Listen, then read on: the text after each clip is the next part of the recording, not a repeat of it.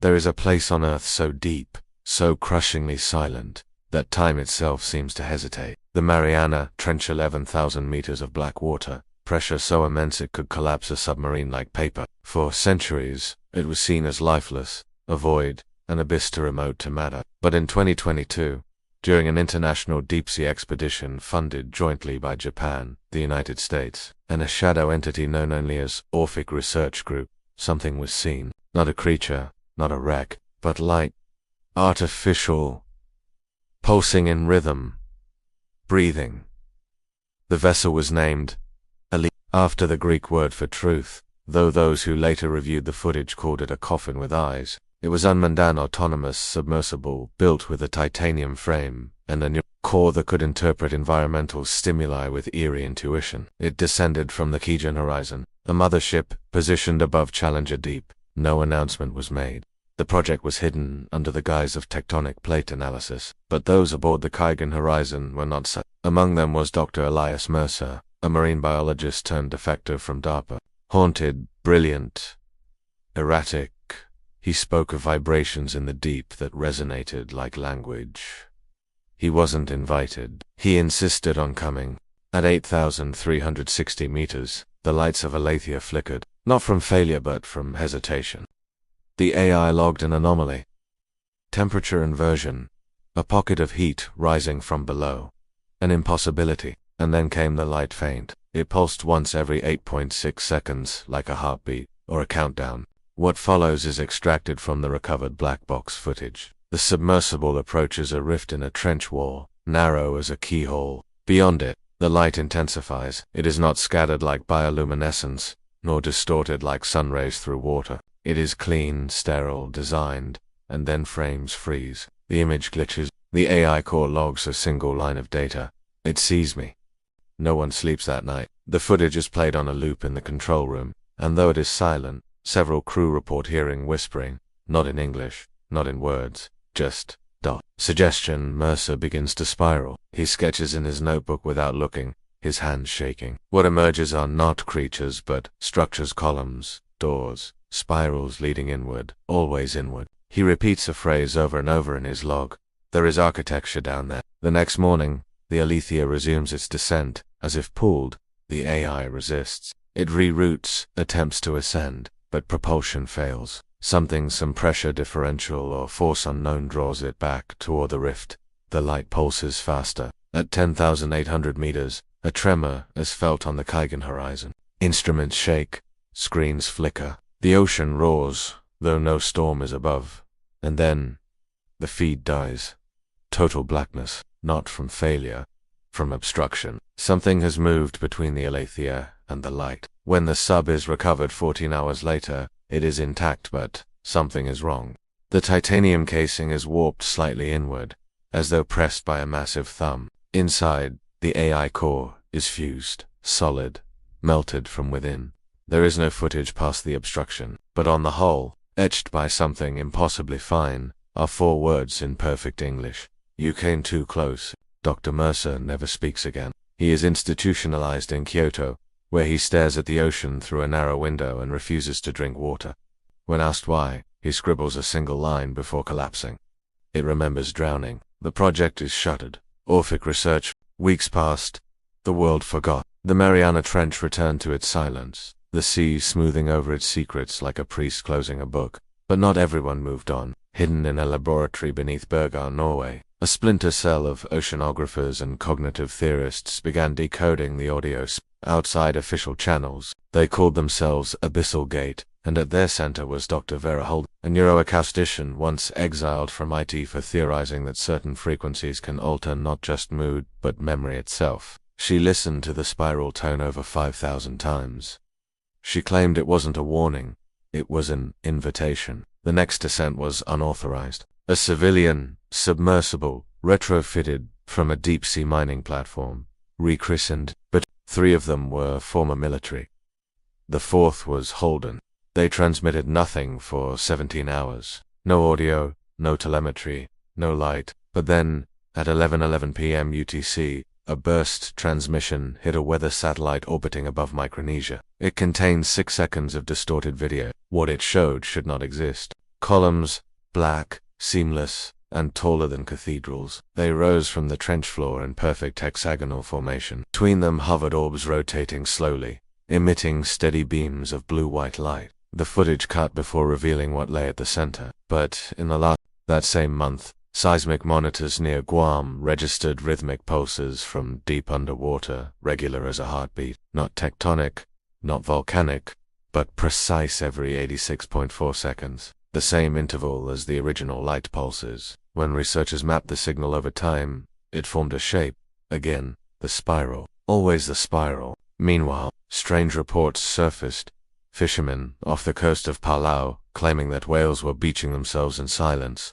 Not a single sound or struggle. Divers describing moments of complete disorientation near deep shelves of hearing voices underwater. Whispers in ancient syllables that left no echo. And then there were the dreams. Survivors of the Kaigan horizon, scattered across the globe, began reporting identical nightmares. A structure of infinite stairs, water falling upward, and a presence behind the door. None could remember what it looked like, only the overwhelming sense that it had been waiting for them specifically. Dr. Mo, still mute in the asylum, began drawing again. This time, no longer spirals, but eyes hundreds of them. When asked why, he only pointed at the Pacific Ocean on a globe and shook violently. He died 3 nights later from dehydration. In his final moments, nurses reported him whispering a single phrase, over and over. "It's not beneath us." No official connection was made. No press conference held. But one internal memo, leaked by a whistleblower inside NOA, bore the header, "Deep levels sentient structure, containment improbable." The last line of the memo, they began calling it the listener. Not officially. Of course, official channels refused to acknowledge it. But among those who knew, those who had touched the truth and recoiled from it, the name passed in whispers. The listener, the thing beneath the world, the architecture that thinks. If it was a structure, it was a living one. If it was alive, it was not in any way that biology could explain. It did not eat. It did not move yet. It responded to pressure, to observation, to thought. A thing buried in time, and now ... awakening. By early 2023, reports of auditory hallucinations among suboceanic drone operators had increased. They claimed to hear tones when descending beyond 9,000 meters, soft at first, then intrusive. Worse, they described compulsions, not to flee, but to descend further, as though something was calling to them in a voice made not of sound, but of memory itself. And then came the fractal psychological, then structural. One submersible, Athena Blue, ignored override commands, and descended alone into the Philippine Trench. The onboard AI ceased external transmissions but continued recording internally. What the footage revealed was unthinkable. There was no seafloor, just endless descent, through strange geometries, walls made of fluid that did not ripple, stairways without beginnings, doors that opened onto nothing, and, always, at the edges of the lens, the light, pulsing, steady, artificial. The same, cyan hue, but now, ... The final frame showed a reflection in the viewing glass. Not the crew. Something else. Something tall, watching from inside. The event was labeled technical malfunction. The AI was wiped, but within its fragmented core, engineers discovered a line of corrupted code in Vera Holden's original notebook, water-stained, smuggled out by an archivist who vanished days later. Inside was a map, not of the ocean floor, but of human civilization itself. Lines connecting temple sites, megalithic ruins, fault lines, and undersea trenches. At the center, the Mariana Trench, scribbled in frantic ink.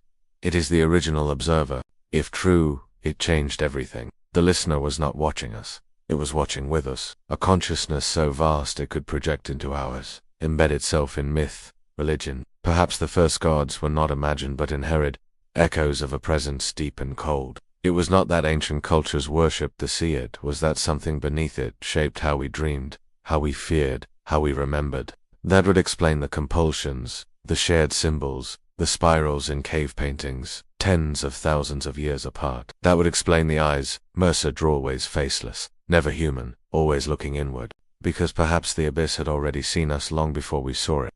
And now, as technology pierced the veil, as our machines opened doors not meant to be opened, the listener was responding, not with anger, not with curiosity, but with recognition. It knew us. Worse, it had been waiting for us to know it back. In the final days before the blackout, the Pacific not visibly, not to the average observer, but the instruments knew, depotion, hydrophones, gravitational anomaly sensors, they all began to register a low-frequency pulse, below the threshold of human hearing. A tone so low it bent the readings into near silence, a negative resonance, as if the sea itself were holding its breath. And then came the light. First off, the coast of Guam fishermen described the waters glowing beneath their hulls, not phosphorescent, but geometric. Then, in Tonga, where divers swore, the coral dimmed and shadows took form without any light to cast them. Then, Hawaii, where satellite footage briefly showed a circular flare beneath the waves, perfectly symmetrical, before it vanished beneath a storm system that did not exist on any weather report. Within 1 week, the deepest points of the Pacific Ocean were pulsing faintly, rhythmically, all in unison, responding to a signal. The final mission was called Operation Nereus, sanctioned in secret by a coalition of states and corporate entities whose names were wiped from the report. The vessel.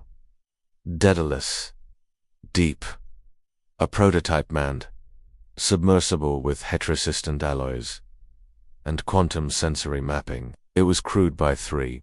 Pilot Commander Rajiv Malek, AI technician, Liara Cho, an ex-archaeologist Dr. Julian Reister, last man alive who had physically read Holden's notebook before it was destroyed. They descended at night. The first 12 hours were silent. Then the signal began again. The tone, louder, clearer, not random this time, but sequential.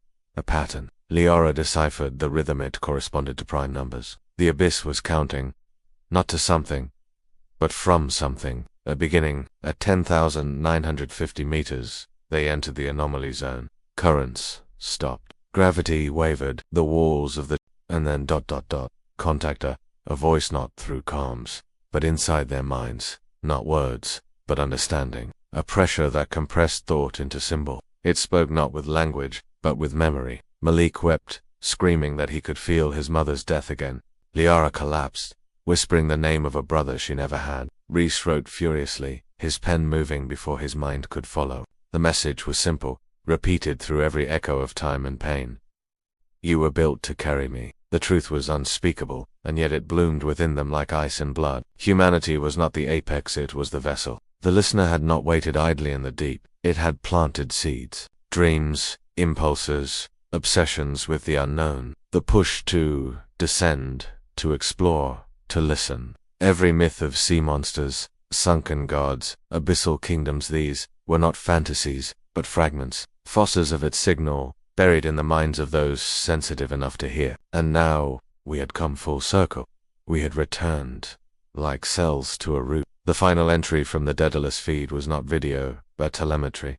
A sudden surge in gravitational distortion, light flooding every sensor. A spike in neurological activity within the crew impossibly synchronized. And then, silence, not death. Integration. 1 week later, across the globe, those who had once heard the deep tone began to dream of water, of a vast eye-opening beneath the sea, of a city with no roof, only stars. They awoke speaking in unknown dialects, drawing spirals in frost and steam. And then they began to walk toward the coasts. Governments suppressed the news. Mass psychogenic illness, they claimed. Online cult phenomena. But the pulses continue. Growing louder, closer, and in the deepest trenches of every ocean, where light was never meant to reach, the glow spreads. A mind is rising, not to conquer, but to return. We were never alone. We were never first. And now, we remember what it always knew. The sea does not forget.